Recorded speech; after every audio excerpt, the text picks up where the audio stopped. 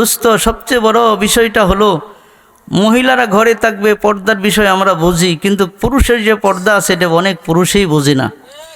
আজকে বুঝতে হবে দোস্ত, আল্লাহ তাআলা মহিলাদেরকে শুধু বলেছেন ওয়াকারনা ফি বুয়ুতিকুন্না ওয়ালা তাবাররুজনা তাবাররুজাল জাহিলিয়াতিল উলা।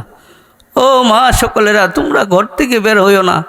আমরা শুধু মহিলাদেরকে জোরে গলায় বলি, মা ঘর থেকে বের হইও না, আমার আপু ঘর থেকে বের হইও না। এই পর্দার কথা ওদেরকে শোনায় দেয়।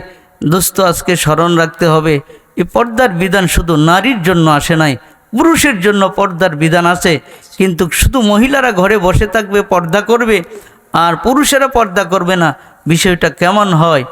এজন্য মা বোনদেরকেও বলছি, আপনারা যত সম্ভব আল্লাহর হুকুম সেটা ফরজ মানতেই হবে। মা, কষ্ট হলে মানুন, আপনার জীবন সুন্দর করে দিবে কে? কিন্তু মায়ের আজ পর্দা করে না, নিজেদেরকে পর্দা রাখা, সেফটে রাখা যেন কষ্ট মনে হয়। মা শুনুন, আপনার জীবনটাকে সাফল্য করে দিবেন কে? একটু সেফটি করেন, জীবনটাকে সুন্দর করে দিবেন আল্লাহ। আপনি যদি আবৃত্ত করে পুরা শরীরটা ঢেকে আপনি যদি চলুন, আপনার ইজ্জত, আপনার সম্মান আল্লাহ তাআলা বাড়িয়ে দিবেন। এই জন্য আল্লাহ তাআলা ইঙ্গিত করে বলেছেন ওয়াকারনা ফি বুয়ুতিকুন্না ওয়ালা তাবাররুজনা তাবাররুজাল জাহিলিয়াতিল উলা। হ্যাঁ দুনিয়ার মহিলারা, তোমরা জাহিলিয়াতের যুগের মহিলাদের মতো তোমরা ঘর থেকে বের হইও না। দোস্ত, আজকে বুঝতে হবে যুবকের দলেরা, জাহিলিয়াতের যুগের মহিলাদেরকে আল্লাহ নিষেধ করেছেন। এই নিষেধটা কিয়ামত পর্যন্ত যতদিন দুনিয়া টিকে থাকবে ততদিন এই হুকুমটা আল্লাহ রাব্বুল আলামিন সকল নারীদের জন্য করেছে। এজন্য মায়েরা, ঘর থেকে বোরকা ছাড়া বের হওয়া যাবে না, এই সিদ্ধান্ত দিয়েছেন আমার আল্লাহ। ওয়াকারনা ফি বুয়ুতিকুন্না ওয়ালা তাবাররুজনা তাবাররুজাল জাহিলিয়াতিল উলা। মা, আপনি যদি পর্দা করে ঘরে আপনার জীবন যাপন করেন, আপনার জীবনের সৌন্দর্যতা, সাফল্যতা আল্লাহ রাব্বুল আলামিন আসমান থেকে আপনার জন্য ফাইসালা করে দিবে। এজন্য মায়েরা পর্দা বুঝে না, মায়েরা বেশিরভাগ বুঝে হিংসা, পুরুষেরা পর্দা বুঝে না, বেশিরভাগ বুঝে হিংসা। শাশুড়ির সাথে বৌমার ঝগড়া হয়েছে, বৌমা বলে, ছেলেকে বলে, ও আমার স্বামী, আমি তোমাকে আজকে একটা ওয়াদা করতে চাই, আগামীকাল আমার মা থেকে, আপনার বাবা থেকে, আমার শাশুড়ি থেকে, আমার শ্বশুর থেকে আমাকে পৃথক করে দেওয়া লাগবে। ওদের মুখ যেন আমি আর দেখতে না চাই, ওদের মুখ যেন আমার সামনে আর না পড়ে। আল্লাহ বলেছেন শাশুড়ির কাছে যাওয়া যায়, শ্বশুরের কাছে যাওয়া যায়। বৌমা বলল, না, আমি তোমার বাবা মাকে আমি দেখতে চাই না। আল্লাহ বলছেন দেখা যায়। মহিলা বলে আমি দেখতে চাই না, ওই জায়গাতে পর্দা। পুরুষকে যে ওই জায়গাতে নিষেধ করেছেন আল্লাহ, ওই জায়গাতে দেখা যাবে না। পুরুষ বলে ওই জায়গাটা আমি দেখব। যেই জায়গাতে আল্লাহ নিষেধ করেছেন পুরুষকে তুমি দেখতে পারবা না, ওই জায়গাতে পুরুষ দেখতে ইচ্ছে করে। আর যে জায়গাতে পুরুষদেরকে বলছেন তোমরা দেখো, ওই জায়গাতে পুরুষ দেখতে রাজি না। আজকে একটা দেখার কথা বলবো। আল্লাহ রসুল বলেছেন হুররিমাতিন নারি আলা সালাসা, 3 প্রকারের চোখের জন্য আল্লাহ জাহান্নামের আগুন হারাম করে দিয়েছেন। এক প্রকারের চোখ হলো ওয়াইনুন গাদ্দাত আন মুহারামিল্লাহ, এক প্রকারের চোখ হলো যেই চোখ হারাম কাজ থেকে নিজেকে বাঁচাইয়া চলার জন্য চেষ্টা করে। হারাম কাজ মহিলার সামনেও পড়ে, পুরুষের সামনেও পড়ে। যেই পুরুষ, যেই মহিলা নিজের চোখটাকে হারামের কাজ থেকে বাঁচাইয়া রাখবে, সেই চোখটাকে জাহান্নামের আগুন থেকে বাঁচাইয়া দিবেন কে? দুস্থ গভীর মনোযোগ দিয়া শুনবেন, দিল পরিবর্তন করে দিবেন কে? মা, গভীর মনোযোগ দিয়ে শুনবেন, তোমাকে পর্দাওয়ালা বানাইয়া দিবেন কে? হুররিমাতিন নারি আলা সালাসা, আল্লাহর নবী বলেছেন 3 প্রকারের চোখের জন্য জাহান্নামের আগুন হারাম। ও দুস্থ যুবক ভাইয়েরা, আল্লাহর কাছে দোয়া করি যেন আমি 3 প্রকারের ভিতরে 1 প্রকারের শামিল হইয়া জাহান্নামের আগুন থেকে যেন আমি বাঁচতে পারি।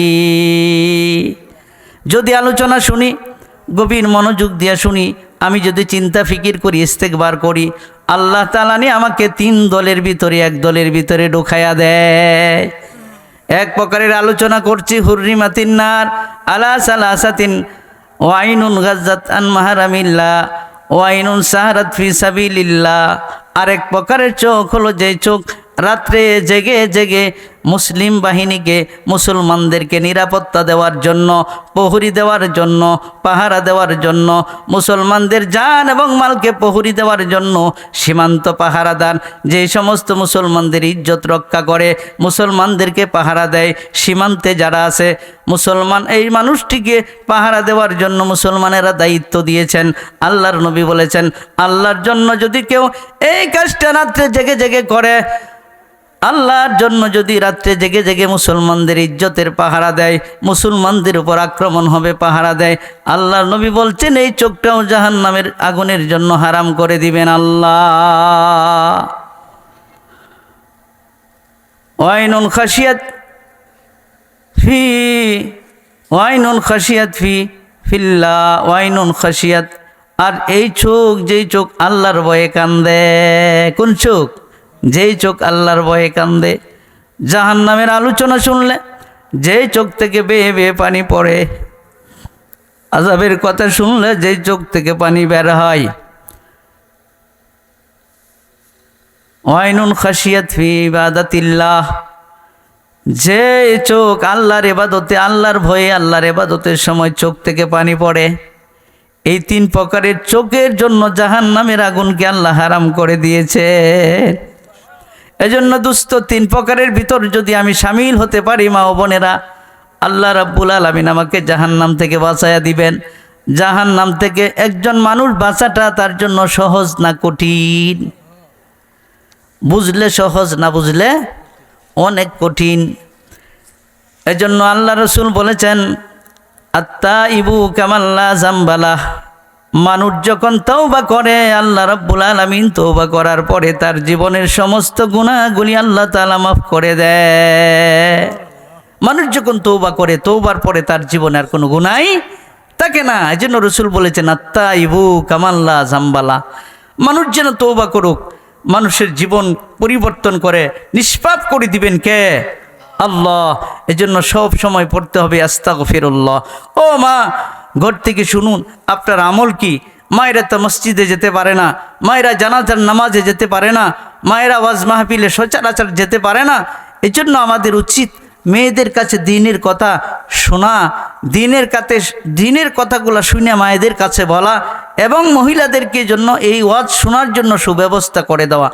আজকে মা, তোমার জন্য কত বড় সুবর্ণ সুযোগ, আপনি ঘরের পর্দা সহকারে ওয়াজ শোনার আপনার ব্যবস্থা হয়েছে। এই নিয়ামতটা আপনি কখনো হারাবেন না। আজকে রাত্রের একটু সময় আপনি নিজেকে একটু সেভ করে শোনার চেষ্টা করুন। জীবনে কি করেছেন, কি করা দরকার। আল্লাহর হুকুম পর্দা করা আমার উপর ফরজ ছিল, আমি সেটা মানতে পারি নাই।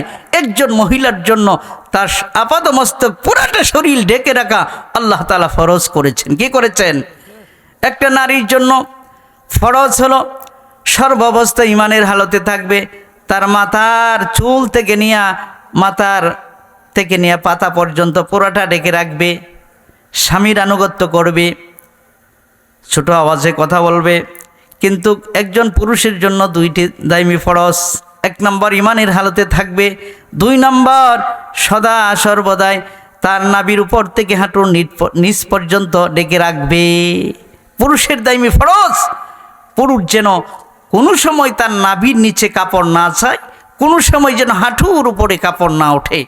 কিন্তু আমাদের অবস্থা দেখলে মনে হয় যে আমাদের কাপড় এত শর্ট হয়েছে, হাঁটুর নিচে কাপড় যাইতে চায় না, হাঁটুর উপরে থাকে, কেউ বা লিংটি পরে, কেউ বা এত উপরে লুঙ্গি পরে। আস্তাগফিরুল্লাহ, আপনার ফরজ নষ্ট হচ্ছে, আপনার খবর নাই। রসুল বলেছেন একজন মানুষের দায়মি ফরজ 2টা, সবসময় ইমানের হালতে থাকা। এরপরে আপনি নাভির উপর থেকে হাঁটুর নিচ পর্যন্ত আপনার ডেকে রাখা ফরজ। আর মহিলাদের জন্য পুরাটা আপাদমস্তক শরীর ডেকে রাখবে। মা, আপনি যদি আপনার পুরাটা আপাদমস্তক শরীর আপনি ডেকে রাখেন, আপনার সম্মান, আপনার ইজ্জত বাড়িয়ে দিবেন কে? আল্লাহ তাআলা আপনার সম্মান আর ইজ্জত বাড়িয়ে দিবে। আর যদি আপনার পর্দার হুকুম ঠিক মতন আপনি পালন করেন, এই পর্দার ভিতর থেকে আল্লাহ পাক আব্দুল কাদের জিলানির মতো সন্তান পয়দা করে দিবেন কে? অসম্ভব না সম্ভব? আল্লাহ তাআলা এখনো পারবেন, শুধু পারে না আমাদের আমলের ব্যর্থতার কারণে আমরা পারছি না।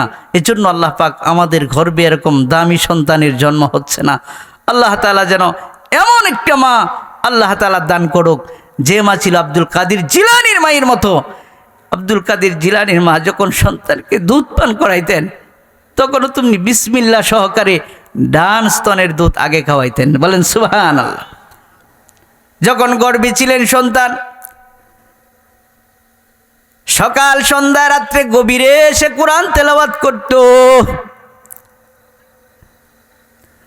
এত আমল, এত জিকির, এত কোরআন তেলাওয়াত করেছেন তার মা, এত পরিমাণ আমল করেছেন যে আমলের কারণে পেটের সন্তানটাকে আল্লাহ তাআলা হাফেজে কোরআন বানিয়ে দিয়েছিল। কিন্তু আমাদের সন্তান কথা বলতে পারে, কোরআন পড়তে পারে না। কথা বলতে পারে, কোরআন পড়তে পারে না। বয়স হয়েছে, কোরআন মুখস্থ পারে না, থাকে না। অথচ তার মা পেটে থাকা অবস্থায় সন্তান কোরআন মুখস্থ করেছেন। সেটা কি জন্য করেছেন দোস্ত? এটা দামি একটা কথা। কারণ হলো মা ছিল পুতু পবিত্র, মার এত আমলের জজবা ছিল। মার পেটে থাকা অবস্থায় সন্তানের এত রুহানি ফায়েজ পড়েছে মায়ের, যে মায়ের আমলের আসরে, মায়ের তিলাওয়াতের আসরে সন্তানও কোরআনের হাফেজ হয়ে গেছে। এজন্য মা, আপনি অসম্ভব বলতে কিছুই নাই, আপনিও চেষ্টা করুন, আপনি পর্দা সহকারে আপনি থাকুন। আমাদের সমাজে একটা কথা আছে, ছেলের বউ যখন আমরা দেখতে যাই, আমরা আগে বলি যে মেয়েটা যেন পর্দাওয়ালা হয়, মেয়েটা কেউ হয় পর্দাওয়ালা হয়, দিনদারি যেন হয়। আপনি আরেকজনের মেয়ে আনার সময় যখন আপনি দেখেন দিনদারি পর্দাওয়ালা, আপনার মেয়েটাকে দিনদারি পর্দাওয়ালা না বানায় আরেকজনের ঘরে আপনি দিবেন, আপনি কি করছেন? বিবেকটাকে একটু বিবেক দিয়ে চিন্তা করেন। আপনি যেরকম আরেকজনের দিনদারি মেয়েটাকে আপনি পছন্দ করেন, আপনার ঘরে দিন ছাড়া একটা মেয়ে জন্ম হচ্ছে, দিন শিখাচ্ছেন না, পর্দা শিখাচ্ছেন না, ধর্ম শিখাচ্ছেন না, আপনার মেয়েটা যে আরেকজনে নিবে, কি হিসাবে নিবে আপনি বলেন? এই যে আমাদের দুর্বলতা কাজ করছে, আল্লাহ তাআলা যেন এই দুর্বলতা থেকে আমাদেরকে আল্লাহ তাআলা আমলের জিন্দেগি পরিবর্তন করার তৌফিক আল্লাহ তাআলা দান করেন। সকলে বলেন আমিন। আপনারা ধৈর্যহারা হবেন না, শেষ করে দিচ্ছি। আরেকটা পয়েন্টে কথা বলি। এরপরে যখন ছেলের বিয়ে করাইতে যাব, মেয়েটা দেখি অনেক দিনওয়ালা, আমলওয়ালা, পর্দাওয়ালা। আবার আমার মেয়েটা বিয়ে দেওয়ার সময় ছেলেটাকেও দেখি এরকম দিনওয়ালা, নামাজি, আল্লাহওয়ালা ছেলে যেন খুঁজি। কিন্তু আমার ঘরে যে ছেলে আছে, আমার ছেলেটা কতটুকু নামাজি? আমার ছেলের কাছে আরেকজনের মেয়ে বিয়ে দিবে, সে কি করে দিবে? আমার ছেলেটা তো আসলে দিনদারি না।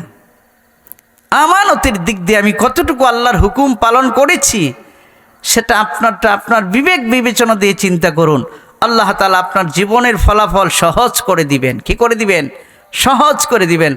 আল্লাহ রসুল তার সাহাবীকে বলেছেন, আল্লাহ নবী সাল্লাল্লাহু আলাইহি সাল্লাম বলেছেন, যেই লোক নিজের দোষটা দেখে, আল্লাহ তাআলা তাকে অপরের দোষ দেখা দেখে হেফাজত করবেন। কি করবেন? নিজের দোষ যে দেখে, সে অন্যের দোষ কখনো দেখবে না। সব সময় চিন্তা করবে, আল্লাহ আমাকে না জানি কি করে, আল্লাহ আমাকে না জানি ক্ষমা না করে, আল্লাহ আমাকে জানি জাহান্নামে পড়াইয়া দেয়, আল্লাহ না জানি আমার জবানের জন্য কি গুনাহ দেয়, আল্লাহ আমার এই মিথ্যার জন্য না জানি কি গুনাহ দেয়, আল্লাহ আমার এই ব্যবসার অসচ্ছলতার কারণে না জানি কি গুনাহ দেয়, আল্লাহ আমার এই ফ্যামিলির দুরবস্থার কারণে না জানি আল্লাহ কি গুনাহ দেয়। তাহলে আমি অন্যকে নিয়ে বাবার সুযোগ পাবো? এজন্য রসুল আরেকটা জিনিস শিক্ষা দিয়েছেন, তুমি সব সময় দেখবা তোমার নিচে যারা আছে ওদেরকে দেখবা, তোমার উপরে যারা আছে ওদেরকে কখনো দেখবা না, তাহলে তোমাদের নাশুকরিয়া হইব। আল্লাহ তাআলা বলেছেন, কাইফা তাকফুরুনা বিল্লাহি ওয়া কুনতুম আমওয়াত, তোমরা কিভাবে আমার নাশুকরিয়া করবা? তোমরা তো ছিলে মৃত। তোমরা কেমন ছিলে? মৃত ছিলাম আমরা বাবার গর্ভে আসার সময় আমরা ছিলাম প্রত্যেকেই বাবার পৃষ্ঠদেশে বীর্য আকারে। সেখানে কোনো নামগন্ধ ছিল না, আমার আকৃতি ছিল না, আমি বলতে কিচ্ছুই ছিল না, আমি কে পরিচয় ছিল না, আমার নাম ছিল না, আমি কত বড় হব সেটা ছিল না, আমি কি শিক্ষিত হব সেটা আমার ছিল না, আমি বলতে কোনো শব্দই ছিল না, সেটা ছিল নাপাক এক ফোঁটা বীর্য। আল্লাহ তাআলা বলেছেন, কাইফা তাকফুরুনা বিল্লাহ ওয়া কুনতুম আমওয়াত, বান্দা তুমি কিভাবে অস্বীকার করবা, কিভাবে না শুকর আদায় করবা আমি আল্লাহর? কিভাবে করবা বলো? তুমি তো ছিলাম মৃত, আমি আল্লাহ তাআলা তোমাকে জীবন দিয়েছি। কত কঠিনভাবে আল্লাহ তাআলা রুহের জগতে মানুষ একত্রিত সৃষ্টি করেছেন, কিন্তু রুহের জগৎ থেকে আল্লাহ পাক একজনের জীবন আল্লাহ তাআলার বাবার মাধ্যমে মায়ের মাধ্যমে দুনিয়াতে কত কঠিন করে সৃষ্টি করে জীবন, এই শুক্রাণু থেকে আল্লাহ পাক জীবন দিয়ে মানুষের জীবনকে উন্নতি করেছেন। আল্লাহ তাআলার সেটা কুদরত। একটা মানুষ এই শুক্রাণু থেকে এই থেকে যে মানুষের একটা জীবন পাওয়া যে কত একটা কঠিন বিষয়, সেখানে কোনো মানুষের হাত থাকে না, সেখানে জীবন একমাত্র আল্লাহ তাআলার হুকুমে হয়। কার হুকুমে হয়? মানুষের বটি যখন পুরাপুরি তার দেহে বানানো হয়, আল্লাহর ফেরেশতারা আল্লাহর কাছে বলে, হায় আল্লাহ, তোমার এই বান্দার ভিতরের রুহটাকে দিব কি না? আল্লাহ যদি হুকুম দেয় রুহ দেয়, আল্লাহ যদি হুকুম না দেয় মায়ের গর্ভে মরা আসে। আমরা দুনিয়াতে এসেছি মরা না জিন্দা। আরে জিন্দা এসেছি দিবিদায় কথা বলতে পারি, কথা শুনতেছি। আল্লাহ আমাদেরকে দুনিয়ার মুখ দেখায়ছেন। কত মায়ের সন্তান মায়ের গর্ভেই মারা যায়, আসতেও পারে না, জীবনও পায় না, এরকম অনেক মানুষ আছে। অনেক সন্তান আছে মায়ের পেটে জীবন পায়, কিন্তু মায়ের পেট থেকে দুনিয়াতে আসার পর আর জীবন পায় না। এজন্য দোস্ত চিন্তা করতে হবে, কাইফা তাকফুরুনা বিল্লাহ ওয়া কুনতুম আমওয়াত। হে মানুষ, তোমরা কিভাবে আমার নাশুকরিয়া করবে? মা বোনদেরকে বলছে, ও মা, তুমি এমন একটা দামি সম্পদ আল্লাহ তাআলা তোমাকে দিয়েছেন, কারণ আল্লাহ তাআলা তোমাদের পেটের ভিতরে নবীদের জন্ম ঘটিয়েছেন। বলে সুবহানাল্লাহ। এজন্য মা, তোমাকে দামি করে দুনিয়াতে পাঠিয়েছেন কে? মা তোমাকে নবীদের মার সাথে সম্মান করে দুনিয়াতে মা হিসাবে, তোমাকে মেয়ে হিসাবে দুনিয়াতে আল্লাহ পাঠিয়ে দিয়েছেন অনেক দয়া করে, মায়া করে। আল্লাহ ইচ্ছা করলে তোমাকে মহিলা না বানায়া আল্লাহ ইচ্ছা করলে তোমাকে পুরুষ বানাইতে পারতো। মা তুমি গোপনে গোপনে চিন্তা করো, তোমাকে মহিলা বানাইলেই সুন্দর, সেটা আল্লাহর কাছে পছন্দ হয়েছে, এজন্য তোমাকে মহিলা বানায়া দুনিয়াতে পাঠিয়েছেন। আমরা যারা পুরুষ আছি চিন্তা করা দরকার। আল্লাহ যদি চেষ্টা করতো, চিন্তা করতো, আমাকে পুরুষ না বানায়া মহিলা বানাইতে পারতো। এবার চিন্তা করে দেখুন, একজন মহিলার জীবনে কতটা কষ্ট, মহিলার জীবন সংসার গুছাইতে যায় কতটা কষ্ট পালন করে। এই কষ্টর মন মানসিকতা তৈরি করে দিয়েছেন কে? মায়ের কষ্টের কথাগুলি আল্লাহ তাআলার জন্যই বলেছেন। পৃথিবীতে সবচেয়ে দামি সম্পদ হলো দুইটা, নাম্বার 1 হলো মা, নাম্বার 2 হলো বাবা। পৃথিবীতে যার দুইটা সম্পদ আছে, আল্লাহ নবী বলেছেন, কারো যদি দুনিয়াতে একজন মা বেঁচে থাকে, তার জন্য জান্নাতের একটা দরজা এখনো খোলা রেখেছেন কে? এজন্য দুনিয়ার বাবাদেরকে বলবো, আপনি বাবা হয়েছেন, আল্লাহর কাছে চিন্তা করা লাগবে, আপনাকে বাবা হওয়ার তৌফিক দিয়েছেন কে? আপনি যে বাবা হয়েছেন, প্রতিদিন আপনাকে আপনার সন্তান আব্বা বলে ডাকে, আপনি হাসেন। আমি তো হাসি না, আমি তো কাঁদি। এজন্যই আমি কাঁদি, কারণ আমাকে যে আমার সন্তান আব্বা বলে ডাকতেছে। আল্লাহ রসুল বলেছেন, প্রত্যেকটা মানুষের উপর দায়িত্ব আছে, একটা ফ্যামিলির সবচেয়ে বড় দায়িত্ব তাকে বাবার। এজন্য সন্তান যে আমাকে আব্বা বলে ডাকতেছে, মেয়ে যে আমাকে আব্বা বলে ডাকতেছে, আমার কাছে বলো আনন্দ মনে হয়। বাবারে না, না আনন্দ না, কারণ হলো তোমার উপর দায়িত্ব আছে। দায়িত্ব দিয়েছেন কে? এই ফ্যামিলির ভিতরে তোমার সন্তান, তোমার মেয়ে, তোমার বউ যদি যতটা গুনাহ করে, এই প্রত্যেকটা গুনার ভাগ তোমার কাঁধে নিতে হবে। আর এই ফ্যামিলির ভিতরে যদি তোমার সন্তান, তোমার মেয়ে, তোমার বিবি যদি নেক কাজ করে, ঘরে ঘরে কোরআন তেলাওয়াত করে, স্বামী সকালবেলা ঘর থেকে বের হয়ে গিয়েছে সারাদিন কাজের জন্য, মহিলাটা ঘরের কোণে বসে বসে কোরআন তেলাওয়াত করতেছে, আছে না নাই? মা কোরআন তেলাওয়াতে লিপ্ত আছেন, স্বামী বাইরে চলে গেছে, কখন জানি ফিরে আসে। এই ফিরে আসার সময় অপেক্ষা, মেয়ে বলে তো সময় ধৈর্য ধারণ করা যাবে না, স্বামী আসতে ঘরে আসতে দেরি হওয়া লাগবে, কিন্তু এই সময়টা আমি অপচয় করব না, গল্প গুজব করব না, কোনো মহিলার সাথে আড্ডা দিব না, আমি ঘরের কোণে বসে বসে আমি কোরআন তেলাওয়াত করব। মহিলা চেষ্টা করলে পারে কি পারে না? কিন্তু আমার মা বোনেরা যদি সুযোগ পায় গল্পতে লেগে যায়। এই যে স্বামীটা ঘর থেকে বের হইল, কত কষ্টের কাজ করে করে টাকা কামাই করে করে রোজগার করে, সংসারের জন্য কষ্ট করে টাকা কামাই করে, আবার সন্ধ্যার সময় ক্লান্ত শরীর নিয়ে ঘরে ঢুকলো। আহা, ঘরে ঢোকার পর যদি দেখে ঘরের ভিতরে সুন্দর আলো ঝলমল করে, এই ঘরের ভিতরে আমল হয়েছে, এই ঘরের ভিতরে সুন্দর ব্যবস্থা, ছেলের ভালো চরিত্র, মেয়ের ভালো চরিত্র।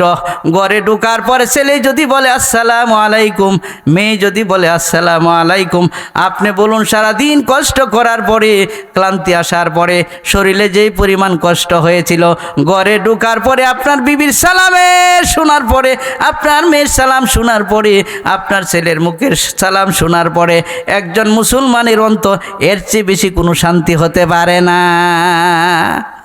কোটি টাকা দিয়ে এরকম শান্তি আপনার আসবে না। আপনি ঘরে ঢোকার পরে যদি আপনার বিবি আগেই বলে আসসালামু আলাইকুম ওয়া রাহমাতুল্লাহ, আপনি মনে করবেন আমার ঘরে যেন জান্নাতি হুর আল্লাহ তাআলা নাজিল করেছেন, বলবেন না? আপনার ছেলে যদি বলে যে আসসালামু আলাইকুম আব্বা, কাছ থেকে এসেছেন, আপনার শরীরটা ক্লান্ত হয়েছে, আপনি একটু বসুন, আপনার মেয়ে যদি একটা সালাম দেয়, আপনার মনে কতটুকু শান্তি লাগবে? এর চেয়ে শান্তি পৃথিবীতে আছে? আর ঘরে আসতে না আসতেই, ঘরের বাড়ির উঠোনে আসতেই আপনি ঘরের ভিতরে শুনছেন ঝগড়া। কি শুনছেন? ঝগড়া। এই যে আপনার ব্যস্ততার পেরেশানি চাপ মনে ছিল, আরো চাপ বাড়লো না কমলো? আরে কি কষ্ট, সারাদিন কষ্ট করলাম, এত কষ্ট করে রোজগার করে ঘরে ঢুকতে না ঢুকতেই ঘরের ভিতরে যেন কি কটকট আওয়াজ হচ্ছে, মনে হচ্ছে ঝগড়াই। এই যে আপনার একটা পেরেশানি বাড়লো না কমলো? এই পেরেশানি বাড়লো না কমলো? এই যে পুরুষ সারাদিন ক্লান্তি, কষ্ট, পরিশ্রম দুটো করে বাড়িতে আসতে আরেকটা ঝগড়ার সংবাদ কানে পৌঁছার পরে পুরুষের মস্তিষ্কে আরেকটা চাপ পড়ে যায়। কি পড়ে যায়? চাপ পড়ে যায়। এই চাপ আস্তে আস্তে চাপ বাড়তে বাড়তে বাড়তে বাড়তে এই পুরুষটা এক সময় নিজের জীবনকে কন্ট্রোল করতে পারে না। আছে না নাই? এজন্য মা, আপনি আপনার স্বামী আপনার জন্য নিয়ামত। আপনি যত কষ্ট হোক স্বামীকে কোনোদিন কষ্ট দেওয়ার চেষ্টা করবেন না। আপনার স্বামী যত আপনাকে ধমক দেখ, আপনাকে কটু কথা বলুক, আপনি হাসি মুখে বলবেন স্বামী আমার ভুল হয়েছে, মাফ করে দেন। কি করে দেন? মেয়েদেরকে একটা কৌশল শিখিয়ে দেয়, আপনি বলতে দেরি হবে, আপনার স্বামী আপনার দিকে তাকায় হাসতে দেরি হবে না। হাসতে দেরি হবে। আর যদি বলে আমি যা করছি আরও করবা, তাহলে স্বামীর আরও রাগ বেড়ে যাবে। এই জন্য মা বোনেরা, আপনার স্বামীকে কন্ট্রোল রাখার জন্য সব সময় আমার খেয়াল রাখা দরকার। এটা ইবাদত। স্বামীর সাথে যদি কোনো মহিলা সুন্দর আচরণে কথা বলে, হাসি মুখে কথা বলে, আল্লাহ রসুল বলেছেন তাদের আমল নামায় আল্লাহ তাআলা নফল ইবাদতের সব লিখে দেন। সকলে বলি সুবহানাল্লাহ। মা বোনদের একটা আমলের কথা বলছি। আল্লাহর নবী বলেছেন আহাব্বুল কালাম ইলাল্লাহ আরবাউন, আল্লাহর কাছে চারটা কালাম বড় সুন্দর, বড় প্রিয়। আল্লাহর কাছে চারটা কালাম বড় প্রিয়, বড় সুন্দর। আহাব্বুল কালাম ইলাল্লাহ সুবহানাল্লাহ। মায়েরা ঘরে পড়বেন সুবহানাল্লাহ, আলহামদুলিল্লাহ, লা ইলাহা ইল্লাল্লাহু আল্লাহু আকবার। কয়টা কলাম? চারটে কথা। কয়টা কথা? সুবহানাল্লাহ, আলহামদুলিল্লাহ, লা ইলাহা ইল্লাল্লাহু আল্লাহু আকবার। আপনি উল্টা পাল্টা বলতে পারেন। মা, আপনি ঘর ঝাড়ু দিতেছেন, আপনি বলুন সুবহানাল্লাহ, সুবহানাল্লাহ, আলহামদুলিল্লাহ। ডেক পরিষ্কার করতেছেন, আলহামদুলিল্লাহ। সন্তানকে কুলি নিয়ে ঘুম পাড়াচ্ছেন, তাসবিহ পড়ুন। বাহিরে দাঁড়িয়ে আছেন, আপনি জিকির পড়ুন। আপনার আমল এই মহিলা ছাড়া, আপনার মতো আমল করা ছাড়া আর অন্য কেউ এত আমলের অধিকারী হতে পারে না। এজন্য মাদেরকে আমলের করা অনেক সুযোগ আছে, কিন্তু মহিলারা আমল করতে রাজি না। মহিলারা অলস প্রকৃতির বেশি, নামাজের সময় নামাজ পড়তে রাজি না, কাজের ঝামেলা দেখে নামাজকে নষ্ট করে দেয়। আর পর্দা তো করতে নিজে চায় না, এই জন্য